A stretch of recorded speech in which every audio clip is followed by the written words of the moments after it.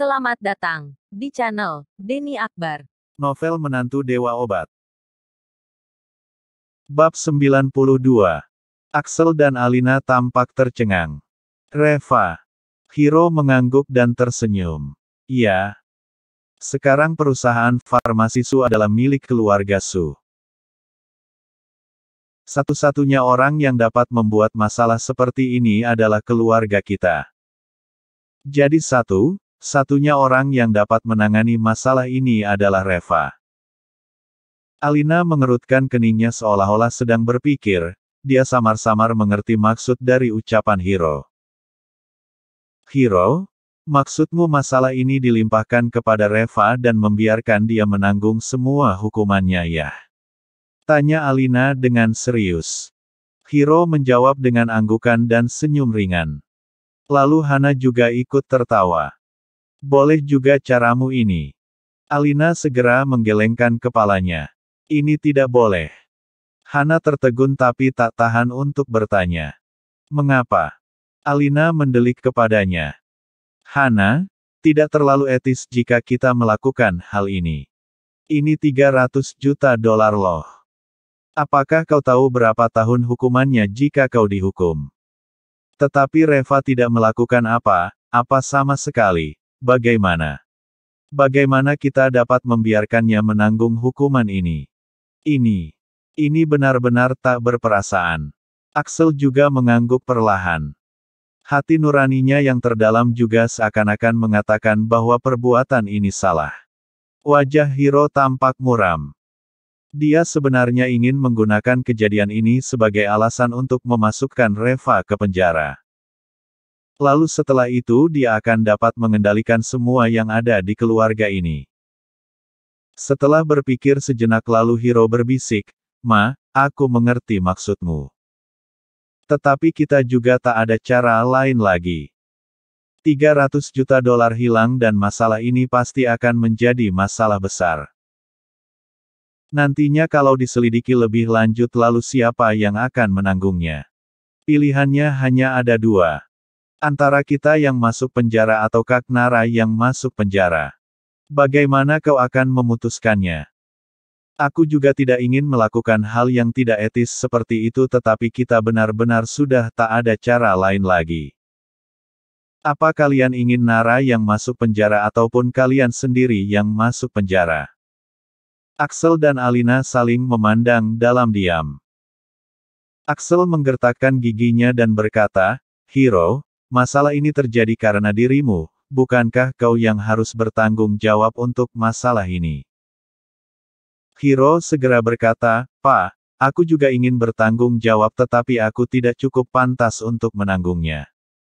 Aku berbeda dengan Reva. Dia adalah menantu laki-laki yang menikahi keluarga Su jadi dia bisa dikatakan adalah anggota keluarga Su. Sedangkan aku adalah orang yang memperistri Hana.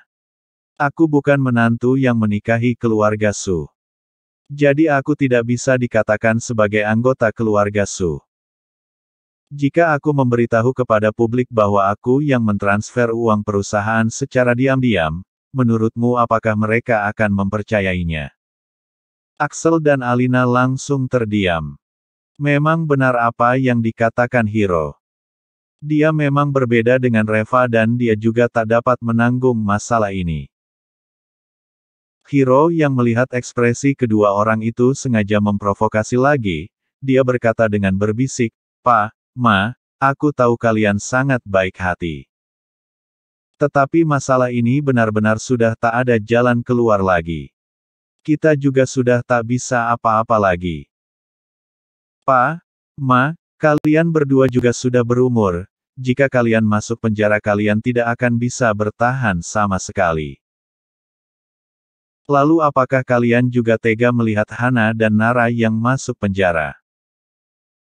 Coba kalian katakan jika bukan Reva yang berkorban maka siapa yang seharusnya berkorban?"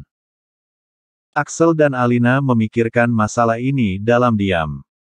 Setelah waktu yang agak lama, Axel berkata dengan suara pelan, "Lalu bagaimana baiknya menurutmu?"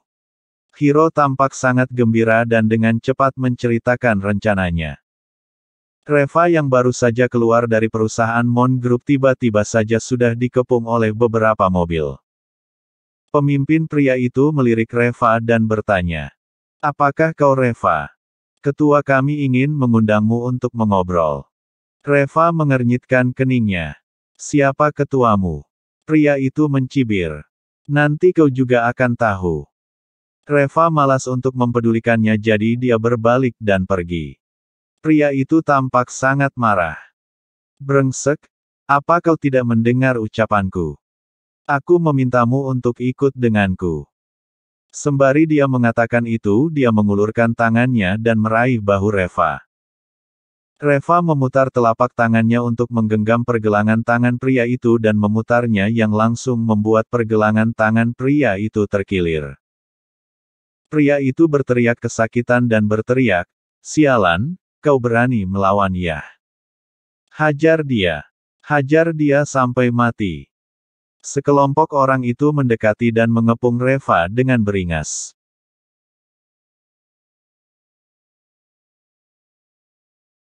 Bab 93. Reva tidak takut sama sekali untuk menghadapi sekelompok orang ini. Dia malah bergerak dengan cepat dan dalam waktu singkat sudah dapat menaklukkan sekelompok orang ini. Pemimpin kelompok itu juga diinjak oleh Reva. Reva menginjak lehernya dan berkata dengan dingin, "Pulang dan beritahu ketuamu itu, jangan coba-coba untuk menggangguku. Kalau tidak, lain kali mungkin kalian tak akan bisa pulang dengan berjalan lagi." Pria itu tampak gemetar karena ketakutan. Menurutnya untuk menaklukkan seorang Reva dengan lebih dari selusin orang yang datang bersamanya adalah hal yang sangat mudah. Tetapi siapa yang dapat menyangka bahwa Reva cukup kuat untuk mengalahkan mereka semua? Melihat Reva yang hendak pergi, pemimpin pria itu dengan cepat berkata, "Tunggu sebentar, jika kau pergi begitu saja ketuaku akan menangkap Nara, nantinya kau urus sendiri." Reva tiba-tiba membalikkan badannya dan berkata dengan dingin, "Bawa aku untuk menemui ketuamu."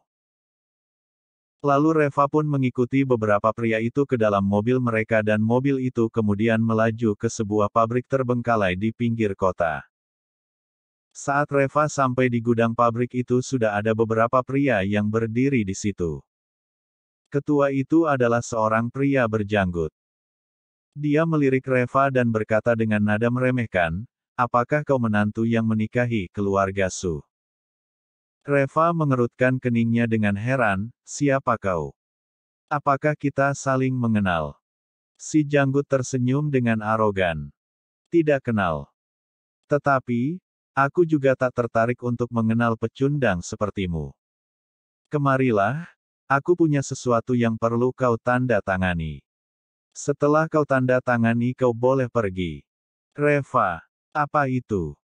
Si janggut tidak menjawab tetapi malah melambaikan tangannya sambil terkekeh. Tidak lama kemudian, orang di sampingnya datang dengan setumpuk kertas dan menyerahkannya kepada Reva. Reva meliriknya dan mengerutkan keningnya. Ini adalah slip transfer perusahaan farmasi Su. Dan semua ini telah ditanda tangani oleh direkturnya. Apa maksudnya ini? Dia melihat lagi detil slip itu dan tercantum tulisan transfer 300 juta dolar. Setelah berpikir sejenak Reva langsung mengerti apa yang sedang terjadi. Ada seseorang yang ingin memperalat dirinya untuk memalsukan slip transfer itu. Jika dia menandatangani slip ini maka saat ada penyelidikan, dirinya akan dituduh memalsukan slip transfer ini. Dan saat itu dia pun tak bisa lepas dari tanggung jawab ini. Apalagi tertulis 300 juta dolar. Ini sudah pasti mengenai masalah 300 juta dolar yang sebelumnya itu. Sudah jelas orang ini ingin menyalahkannya dan membuatnya untuk bertanggung jawab masalah 300 juta dolar ini. Dan tak perlu dijelaskan lagi siapa dalang di balik ini semua. Reva melirik si janggut dan berkata dengan dingin, "Apakah kau teman Hiro?" Si janggut tampak tertegun lalu menjawab dengan tersenyum. "Wah, Aku tidak menyangka ternyata otakmu cukup encer juga ya. Karena kau sudah memahami masalahnya maka cepat kau tanda tangani. Setelah menandatanganinya kau boleh pergi. Reva berkata dengan dingin, apa menurutmu aku akan menandatanganinya? Si janggut kembali tertawa. Aku rasa kau pasti akan menandatanganinya. Setelah menandatanganinya, Hiro akan memberimu $1 juta. $300.000 bisa kau gunakan untuk menyelamatkan adikmu dan sisanya $700.000 agar adikmu bisa hidup dengan tenang dan damai. Aku tak akan menandatanganinya, hahaha. Reva, kau lihat tempat ini. Apa kau tahu sudah berapa banyak orang bebal yang kubunuh di sini selama beberapa tahun ini? Kau tidak ingin mati di sini, kan? Reva melengkungkan bibirnya dengan jijik. Hanya dengan kalian saja. Si janggut tidak tahan untuk marah dan berteriak. Brengsek, diajak ngomong baik-baik malah bersikap kurang ajar. Hajar dia, hajar sampai dia mau menandatanganinya. Ada 4-5 pria kekar yang mendekati Reva dengan tongkat bisbol di tangannya. Mereka menatap Reva dengan tatapan penuh ancaman. Di saat yang sama, pria yang tadi kena hajar Reva itu mendekati si janggut dan berkata dengan wajah sedih, Ketua, jangan. Jangan hajar dia. Kita tak bisa mengalahkannya. Si janggut memelototinya. Kentut. Dia hanya sendirian, mengapa tak bisa dikalahkan? Hajar dia sampai mati. Ucapannya belum juga selesai tetapi Reva sudah bertindak. Dia melangkah maju mendekati pria yang berada paling depan lalu dengan cepat mencengkeram pergelangan tangannya kemudian menyambar tongkat bisbolnya itu. Sikunya mengenai kepala pria itu dan pria itu langsung jatuh ke lantai. Beberapa orang di belakang juga ikut menerjang maju dengan membawa tongkat bisbol. Reva juga tidak banyak bicara lagi, dia mengangkat tongkat bisbolnya dan membalas mereka dengan cepat. Satu pukulan untuk setiap orang yang mengakibatkan masing-masing dari mereka patah kaki, patah tangan ataupun kepala bocor dan berdarah. Semua orang ini berjatuhan ke lantai. Si janggut tampak tercengang. Dia tak menyangka menantu tak berguna dari keluarga Su ini begitu kuat. Sebelum dia tersadar dari lamunannya, Reva sudah berdiri di hadapannya dengan tongkat bisbol di tangannya. Dan orang yang tadi membawa Reva ke tempat itu sekarang mereka semua hanya berdiri di samping dengan gemetar dan tak ada satupun yang berani mengatakan apa-apa. Dan sekarang, si janggut ini baru mengerti apa yang barusan anak buahnya katakan tadi. Mereka benar-benar tidak bisa mengalahkannya. Reva bertanya dengan suara yang dalam, di mana Hiro? Pria berjanggut itu menelan salivanya dan melihat ke sebuah sudut yang tidak jauh dari sana. Reva mengernyitkan keningnya dan melirik ke sana, keluar. Setelah hening sejenak kemudian Hiro berjalan keluar dari sudut itu. Hana juga ikut keluar bersamanya. Reva mendekati Hiro dengan tongkat bisbol di tangannya. Hiro tampak menggigil karena ketakutan dan dia tanpa sadar mundur beberapa langkah. Reva langsung berlari sampai ke hadapannya lalu mengangkat tangannya dan memukulnya dengan tongkat itu. Hiro dengan cepat berseru sambil berlutut di jalan dan memeluk kepalanya. Dia berkata dengan gemetar, jangan pukul aku, ini semua adalah keinginan papa dan mama. Reva akhirnya berhenti dan wajahnya tampak sangat dingin. Keinginan papa dan mama. Mereka ingin aku yang disalahkan. Apakah ini tidak terlalu keterlaluan? Hiro menarik napas dan berkata dengan suara gemetar, Reva, aku tahu aku sudah salah padamu. Tetapi, aku juga tak bisa apa-apa. Masalah ini sudah merebak luas dan pada akhirnya harus ada seseorang yang menanggungnya. Aku tidak termasuk anggota keluarga Su jadi aku tak pantas menanggungnya. Jika papa dan mama yang masuk penjara atau Hana ataupun Nara yang masuk penjara. Apakah kau tega melihat mereka semua masuk penjara? Maksudnya papa dan mama, kau kan masih muda jadi. Wajah Reva tampak dingin, dia menarik napas dalam-dalam lalu menggertakkan giginya dan berkata, "Pulanglah dan beritahu mereka bahwa tak satu pun dari mereka yang perlu masuk penjara. Aku akan menangani masalah ini." Reva membalikkan badannya dan pergi. Hiro dan Hana tampak gemetar karena ketakutan. Mereka benar-benar ketakutan karena Reva. Setelah jeda beberapa lama, Hana berbisik, lalu harus bagaimana sekarang? Hiro menggertakkan giginya dan matanya menatap dengan dingin, dia tak mau menandatanganinya juga tidak apa-apa. Asalkan di saat itu kau bersikeras mengatakan bahwa dia yang melakukannya maka dia juga tak akan dapat melepaskan diri dari masalah ini.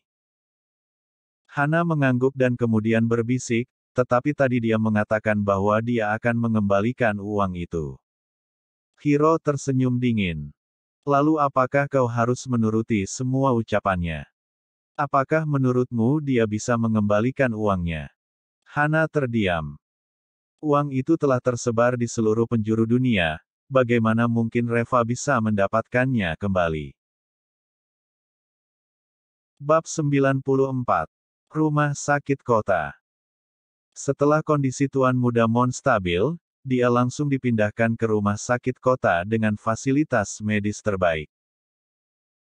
Sore harinya, Nyonya Mon membawa sekelompok orang ke sini dan dia juga sengaja mengundang Dr. Akio ke sini untuk menjaga Tuan Muda Mon. Sekelompok orang juga menjaga di depan pintu bangsal. Nyonya Mon juga meminta sepupunya, si gemuk itu untuk tinggal di bangsal. Si gemuk tampak arogan, "Kak, barusan aku bertanya kepada dokter. Kondisi keponakanku cukup stabil dan tak ada masalah. Orang yang bernama Reva itu hanya asal bicara saja. Ini juga sudah di rumah sakit memangnya masih bisa terjadi hal buruk apa? Begitu banyak anggota kita yang menjaga di sini. Jika sampai terjadi sesuatu hal yang tak diinginkan aku akan langsung menabrakkan kepalaku di sini sampai mati saja." Nyonya Mon mengangguk dengan puas. "Bagus. Aku akan menyerahkan semuanya kepadamu di sini. Aku akan pergi ke kamar sebelah untuk beristirahat. Ingat, jangan sampai terjadi sesuatu apapun." Si Reva itu beraninya mengutuk anakku dan masih bilang kurang dari 24 jam pula. Jika setelah 24 jam ini berlalu dan tak terjadi suatu hal apapun pada putraku maka lihat saja nanti bagaimana aku akan membuat perhitungan dengannya. Si gemuk mencibir. "Kak, kau tak perlu mempedulikan penipu seperti dia. Nanti setelah urusan keponakanku ini selesai aku akan mencari beberapa saudaraku untuk menjebaknya sekalian membunuhnya saja." Nyonya Mon mengangguk. "Aku tak peduli bagaimana cara kau menanganinya tetapi satu hal yang terpenting adalah jangan sampai kakak iparmu mengetahuinya. Kakak iparmu ditipu oleh orang ini dan sekarang begitu percaya kepadanya. Jika kakak iparmu mengetahui tentang ini semua maka akan jadi repot nantinya." Si gemuk. "Kak, tenang saja. Aku akan melakukan semuanya dengan baik, kau tak perlu khawatir. Asalkan dia tak bisa menghubungi kakak iparku maka tamatlah riwayatnya." Nyonya Mon mencibir. "Aku telah mengatur pengalihan panggilan di ponsel kakak iparmu.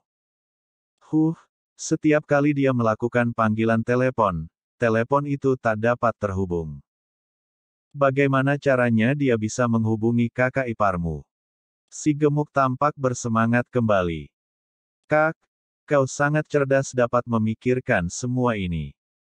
Hahaha, kali ini aku akan membuat orang bernama Reva ini hilang secara mendadak." Ketika keduanya sedang berbicara, tiba-tiba saja terdengar suara keras dari luar dan seluruh bangunan itu bergetar. Sebelum mereka bisa merespons apa yang sedang terjadi, Langit-langit dan lampu di ruangan ini jatuh dan menghantam Tuan Muda Mon dengan keras dan menutupi seluruh ranjang rumah sakit itu di bawahnya.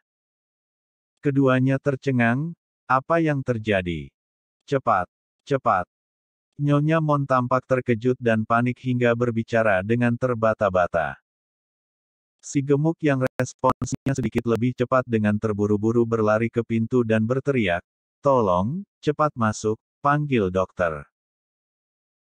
Sekelompok orang bergegas masuk dan ketika mereka melihat situasi ini, mereka semua tercengang. "Kenapa kalian diam saja di sana? Cepat bantu keluarkan keponakanku." Si gemuk meraung. Semua orang kembali sadar lalu bergegas mendekati dan memindahkan tumpukan reruntuhan itu. Erik Mon terkubur di bawah reruntuhan itu dengan tubuhnya yang berlumuran darah.